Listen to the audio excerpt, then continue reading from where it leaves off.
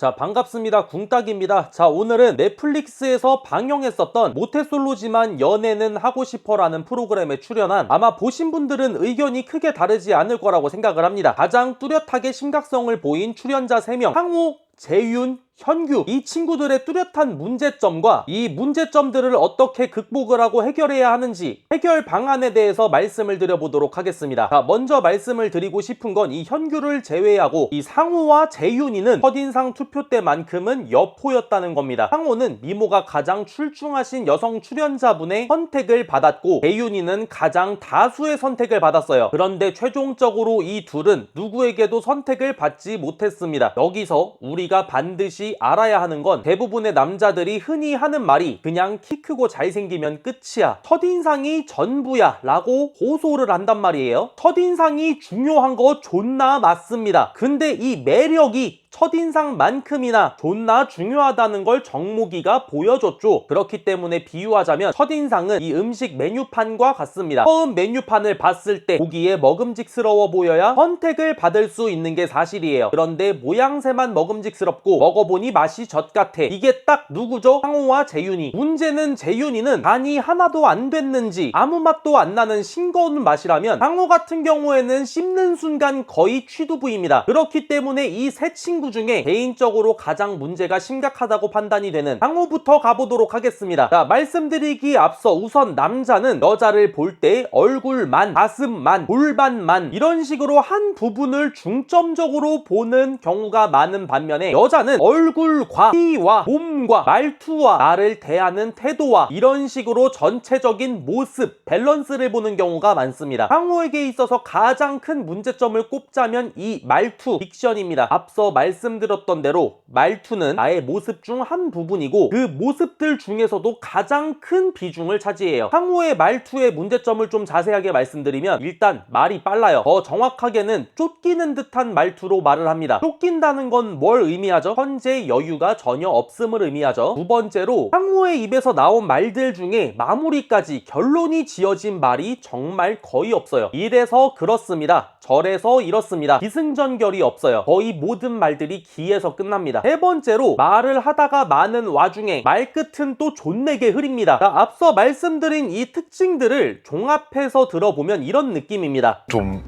그때는 몰라가지고 일단 가서 얘기 여명님이 가지고 좀 인상이 좋았다 이거는 너무 좋아 보여서 좀 부담스럽다 이런 생각이 들어가지고. 이 말투라는 건 상대방을 대하는 나의 태도나 나의 심리 상태, 내 사회성이나 자신감, 자존감이 어떤지 등이 보여지기 때문에 정말 중요합니다. 자, 그러면은 지금부턴 내 당신 같은 미생물들 사람 만드는 일을 하는 사람으로서 뭐부터 해야 하는지, 어떻게 해야 하는지 지금부터 구체적으로 알려드리겠습니다. 첫 번째, 말을 할 때 너무 좋아 보여서 좀 부담스럽다 이런 생각이 들어가지고. 자, 이런 식으로 한 문장을 통째로 말하는 게 아니라 한 글자씩 정확하게 찝어서 발음해가면서 말하는 연습을 하세요. 두 번째, 말을 할 때 의무적으로 띄어쓰기를 넣어가면서 말을 하는 연습을 하는 겁니다. 세 번째, 부자연스럽게라도 문장을 억지로 마무리 짓는 연습을 하세요. 별 생각을 안 해서요.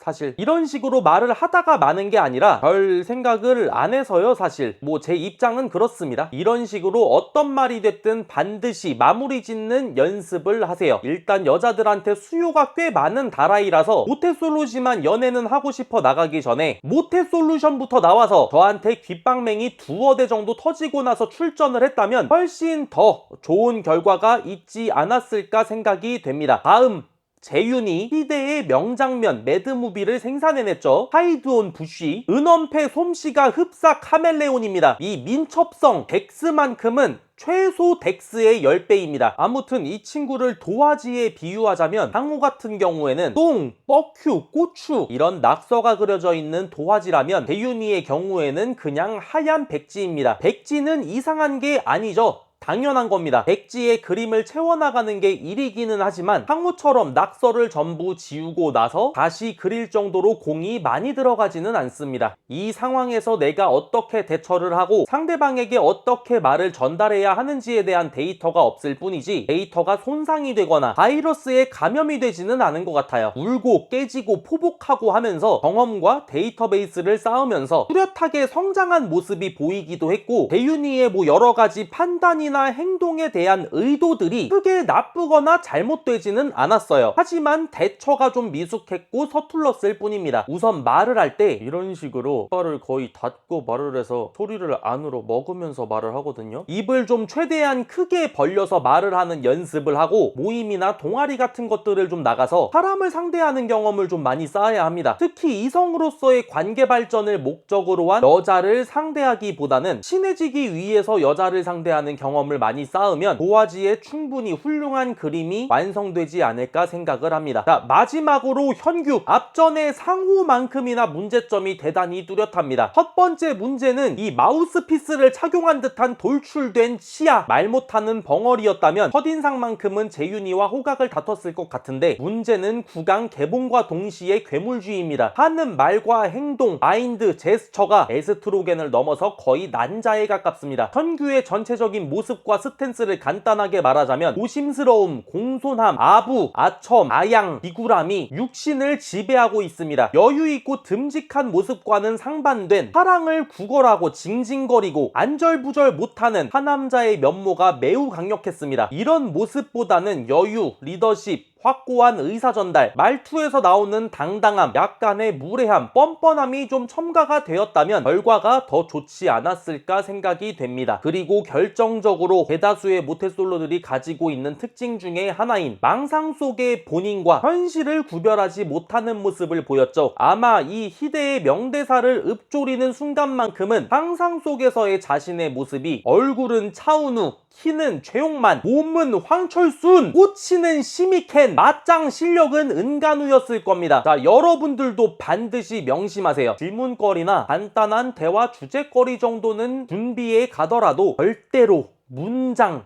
구절은 제발 준비해 가지 마십시오.